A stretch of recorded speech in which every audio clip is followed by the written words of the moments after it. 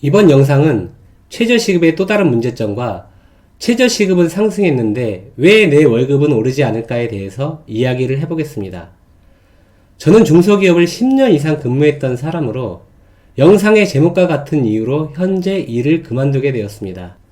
우리는 한 가지 직업을 가지고 10년 이상을 하기도 어렵지만 그렇게 10년을 넘게 했던 일을 포기하는 것 또한 쉬운 일은 아닙니다. 이 사회의 각 분야에서 우수한 기술 인재들이 치킨집 사장을 하고 있고 경력을 우대해주지 못하고 기술의 가치를 인정해주지 못하는 이 사회의 안타까움을 느끼며 영상을 제작하게 되었습니다. 현 정부에서는 최저시급이 상승하게 되면 기존 직원들도 월급이 상승할 거다라고 이야기를 했습니다. 그러나 실제는 기존 직원들은 월급이 오르지 않고 오히려 경력자와 신입의 급여 차이가 거의 나지 않는 것에서 오는 불만의 목소리가 여기저기에서 나오기 시작합니다. 그러면 왜 최저시급은 상승했는데 기존 직원들의 월급을 올려주지 않는 것일까요? 기업이 유지하기 위해서는 최소 필요 인원이라는 것이 존재합니다. 아무리 기업이 어려워도 이 인원만큼은 필요하다는 것이죠. 그 필요 인원에는 경력자가 필요할 수도 있고 단순히 그냥 사람이 필요한 경우도 있습니다. 그런데 문제는 최저시급은 법의 강제성을 가지고 있기 때문에 단순 업무라도 능력과 무관하게 사람을 고용하기 위해서 필요한 금액이며 고용 비용의 증가로 인해 이미 최저시급 이상의 돈을 받고 있는 사람들에게는 월급을 올려줄 수가 없는 것입니다. 단순히 법적인 문제가 없기 때문인 걸까요? 최저시급 상승에 따라 기존 직원들도 월급이 상승하려면 하청에서 원청에 납품하는 납품가에 인건비 상승과 물가 상승 비용을 반영하여 납품이 이루어진다면 가능할 수 있지만 납품하는 기업은 의뢰 입장이기 때문에 인건비 상승에 따른 비용을 주장하기가 어려운 것입니다. 그 원청이 대기업이면 대기업일수록 이것은 더욱더 힘든 것입니다.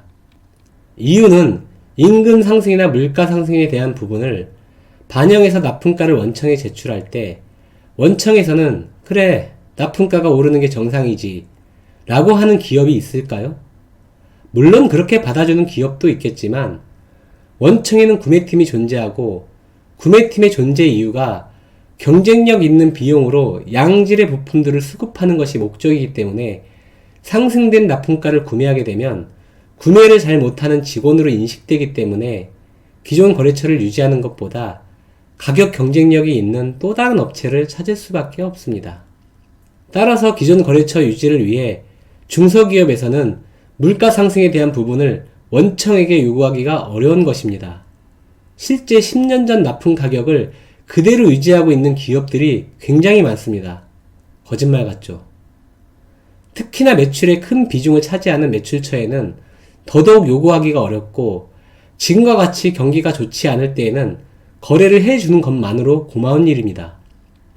그 정도로 경쟁력이 없는 회사라면 그런 회사가 망해야 나머지 회사들이 잘 살 수 있다는 그런 주장을 하는 사람들도 있습니다. 그런데 그런 회사조차 망하면 여러분들 일자리는 누가 만들어주죠? 결국은 최저시급 인상은 누구를 고용을 하든 지급이 돼야 하기 때문에 고용의 축소로 이어지고 근무 인원 축소에 따른 업무의 강도는 기존 직원이나 경력자들이 더 많은 일을 해서 메꾸는 방식입니다. 더더욱 지금처럼 물가 상승을 고려할 경우에는 실질적인 임금은 유지되는 것이 아닌 줄어드는 것과 같기 때문에 경력자와 신입의 형평성 이야기가 나올 수밖에 없는 것입니다. 신입은 오래가지 않습니다. 시간이 흐르면 결국 그들도 경력자가 되기 마련이고 신입들에게 필요한 건 당장의 돈이 아닌 지금 하고 있는 일에 대한 미래와 비전이 더 중요할 수도 있습니다. 또한 지금 당장은 최저시급으로 인해 이익을 보는 것처럼 느껴질 수 있겠지만 그것은 고용이 되었을 때 최저시급이 반영되는 것이지 고용조차 되지 않는 경우에는 최저시급은 영원히 되는 것이죠.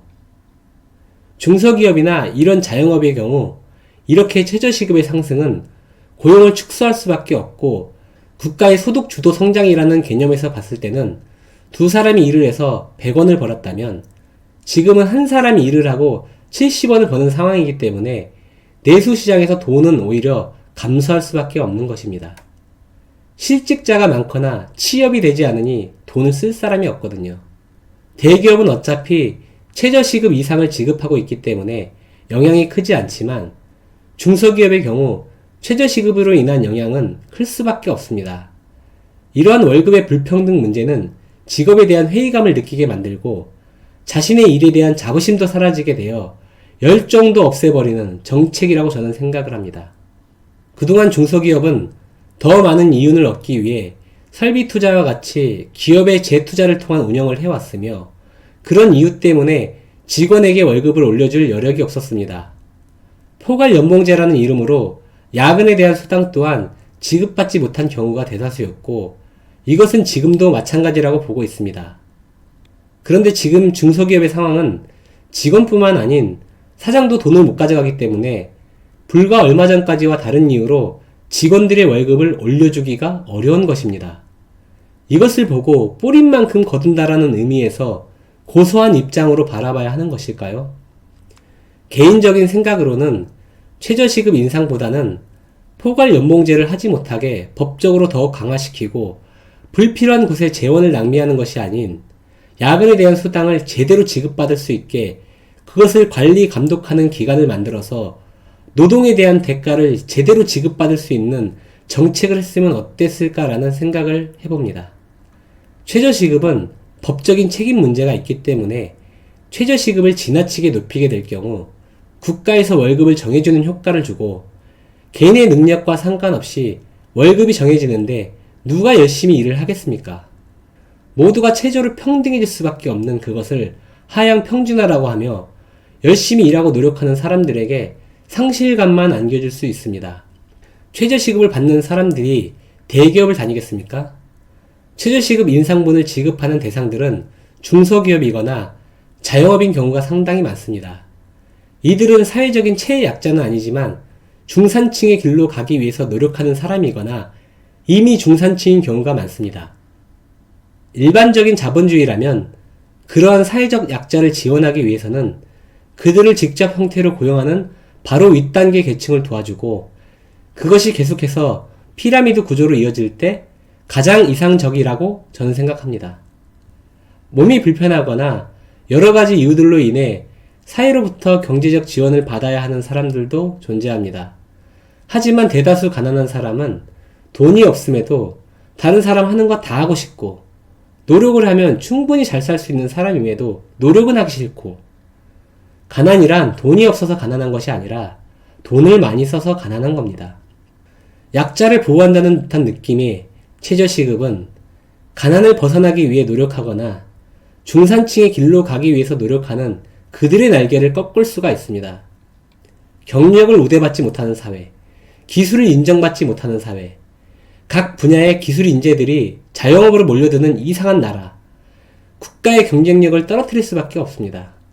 열심히 사는 자와 그렇지 못한 자가 같아지는 세상, 소득주도 성장이란 이름으로 시작된 최저시급, 다시 한번 점검해 볼 필요가 있을 것 같습니다. 영상 끝까지 시청해 주셔서 감사합니다.